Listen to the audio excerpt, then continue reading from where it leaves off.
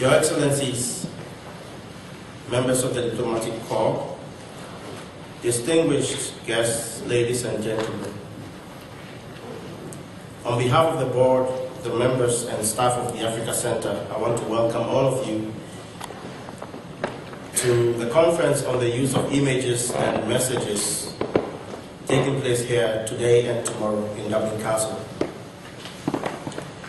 Images send out messages, and the messages inform people, rightly or wrongly. The images people see influences the way they think and the way they react. Tonight we will try and generate some form of discussion and debate on the use of images and messages from the South and its impact, whether negative or positive.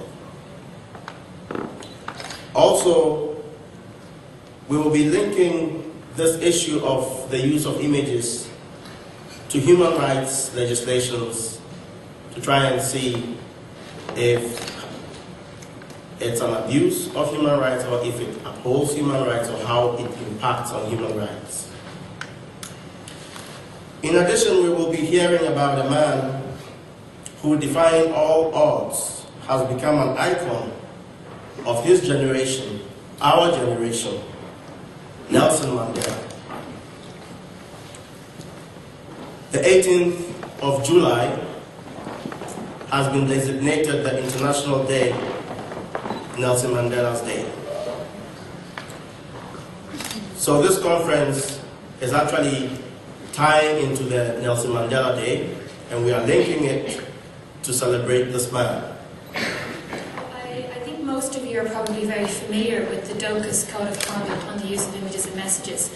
But just to give you some background, it was actually adopted by DOCAS members in 2007. Now, the 2007 code actually built on a previous code from 1989 that was written by Concord members. And the Development Education Group of DOCAS then set about updating and redrafting that previous code. And we set up a working group on the Code of Conduct, which has been kind of instrumental in organising the conference today. The purpose of the code really, I suppose, is to set out a framework that organisations can refer to when they're drafting public information campaigns and awareness-raising campaigns in the area of development. And it's really to assist organisations when they're choosing to use images and messages to try to do so in a fair and ethical manner. And to date, the Code of Conduct has approximately 60 or slightly less than 60 signatory organisations, mainly from the development sector. The Africa Centre is both the chair and a very active member of the Development Education Group, and the DOCAS Code of Conduct is really a fundamental part of the Africa Centre's development education programme. Last September, many of you may have been present at the Africa Centre seminar called Portraying the Developing World, The Whole Truth and Nothing But the Truth. And that was really one of the first steps in looking at the way the Global South and African countries in particular are portrayed in the media and NGOs in Ireland. That seminar and the campaign Africa Also Smiles are two of the very, very important aspects of the Africa Centre's work in trying to challenge the sometimes negative and sometimes biased stereotypes we receive about the Global South in Ireland. And today's conference is really another part of that process. We cannot underestimate the impact that images and messages have on all of us, on our perceptions, on our beliefs, on our attitudes. And in Ireland today, it's really crucial that the images and messages related to development that we use are as fair and as accurate as possible.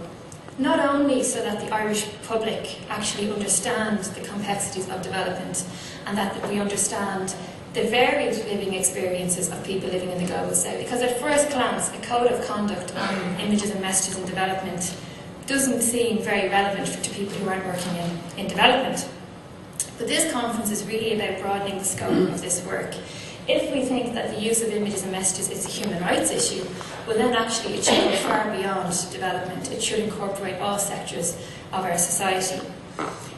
For instance, with the young people and the youth leaders, we actually had to use a very simple example in order to highlight why such codes of conduct are introduced and why we need to regulate the use of images and messages. And we asked them a simple question.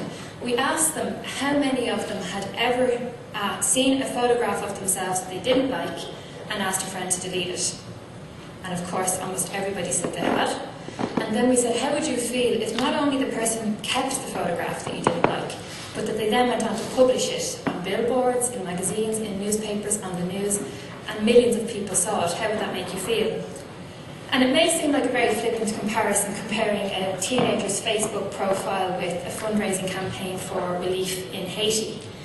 But by highlighting that link between the creation of our own public images and the importance of individuals' rights and dignity and privacy, we really made it very relevant for the young people that we work with.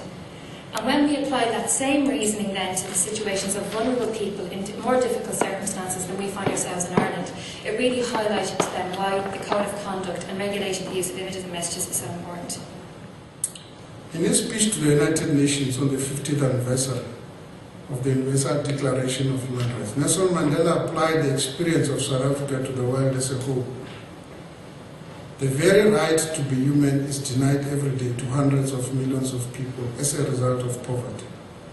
The unavailability of basic necessities such as food, jobs, water and shelter, education, healthcare, and a healthy environment.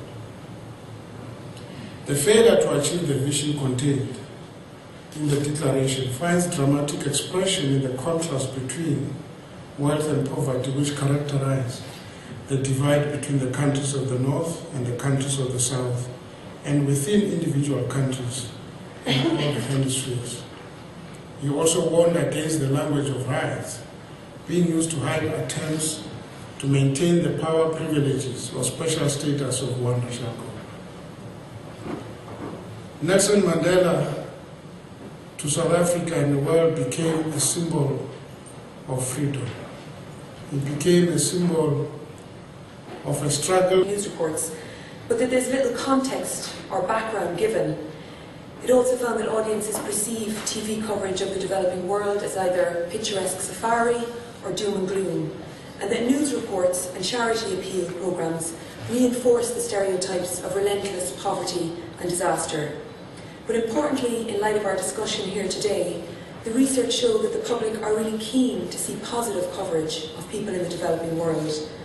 They want to see programmes and read articles that highlight what we have in common and challenge stereotypes, rather than focusing on the stories about war and about conflict and poverty, which, there's really little to inspire hope. I do come from the school of thought that there is a strong correlation between deprivations, disease, poor governance, poverty, and lack of development, and that all of them are interrelated and hence human rights issues. So, for example, when a charity purports to be intervening on behalf of orphans, it is working on a human rights issue that is developmental in nature, wherein poverty or disease might be the main driver of there being a large number of orphans in that particular area or region where this charity operates. So when I was approached to speak on this issue, I started by critically thinking. I did do my own background checks and realized that there are quite a number of charities and non-governmental organizations that have signed the Docker's Code of Conduct on use of images and messages. And I did question myself, so what? They've signed, yes. So where is the issue? What is the problem? I did ask myself, is the code enforceable? Is it enforced? What is the framework for monitoring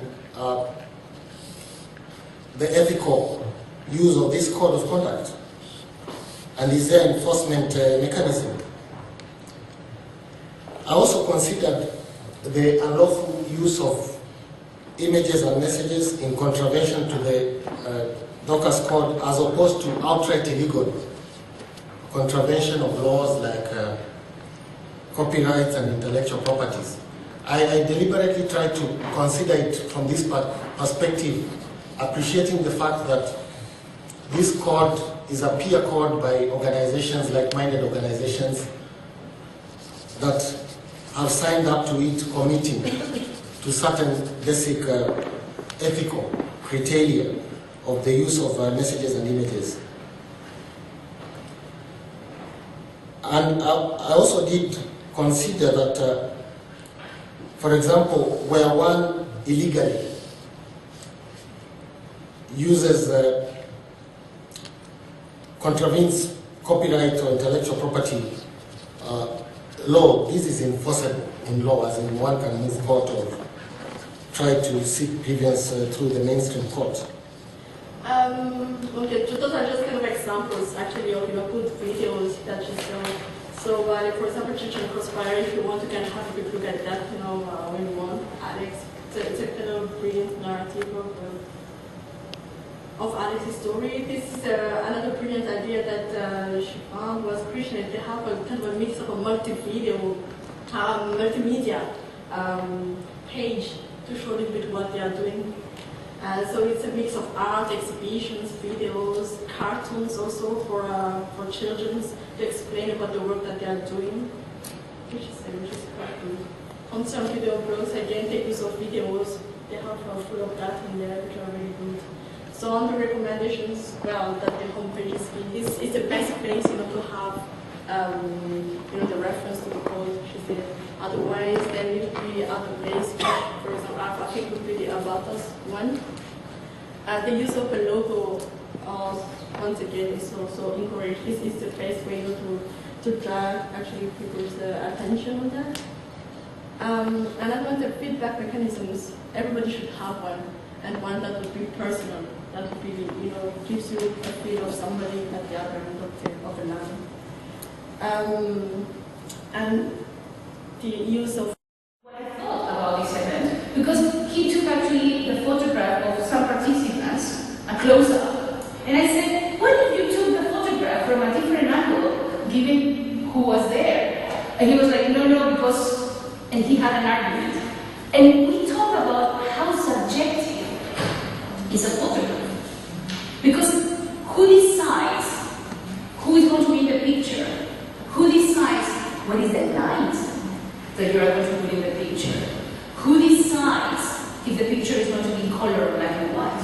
Who decides what is going to be the subheading of that picture? So a picture, a photograph that in theory is very objective because you're actually putting the image could be so subjective because of all these reasons. And whenever we had that conversation, he said, oh, I don't know photography. And I said, I don't, because I'm not a photographer. But what I know is that how many angles and how many perspectives an image or but still, they serve a signaling function within agencies. So development educators can use the code of conduct, for instance, as a platform to say to the marketing divisions, look, it's not just about raising money. We also have specific duties. We are not just implementers, but we are humanitarian development organizations. They signal to the public as well that these are rule-governed, value-laden organizations.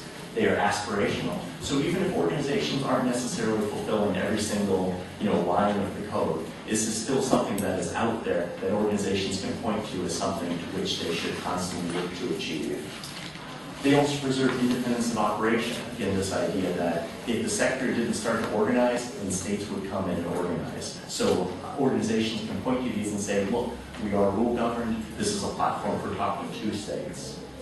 And again, this idea of defining boundaries and then stimulating debate. What is happening today? The fact that you have a code of conduct, it provides grounds for continuing the debate about images, even if the realization of it is not always perfect, and perhaps that's not even possible. If I could finish up with just a minute then. Lessons learned. So lessons learned, and this is all research that's still in progress, but looking at other self-regulatory initiatives and looking at the code on images, what are some things that have worked particularly well? What are some areas where DOCUS actually could integrate some lessons from other codes of conduct? One target's a group and one target's an individual. Both of those are crimes, okay? But if you look at the first one, group libel targets a group and libel of the person targets an individual. If the person is libeled, they can take an action, they can sue, it's a tort. But in the first case, in terms of group libel, what can you do? Well, you cannot sue, that's the first thing. But that's not the end of it. There are some human rights responses to group libel, and they're what I want to look at. But I'm going to show you the ways in which some of them are effective and meaningful, and others aren't as useful. So looking at the human rights responses to group libel, I've put 3 up there that I want to go through.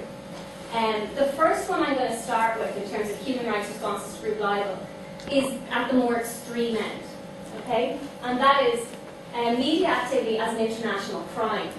The editor of an anti-Semitic magazine put out in Nazi Germany was convicted of incitement to murder and persecution on racial grounds by the International Military Tribunal at Nuremberg in 1946. So that's the first time an editor was found guilty of that kind of international crime as part of his work. And we can actually look much more recently at the International Criminal Tribunal for Rwanda, where 3 radio and newspaper executives were convicted of genocide, conspiracy, incitement to genocide, and persecution, all based on messages that they put out.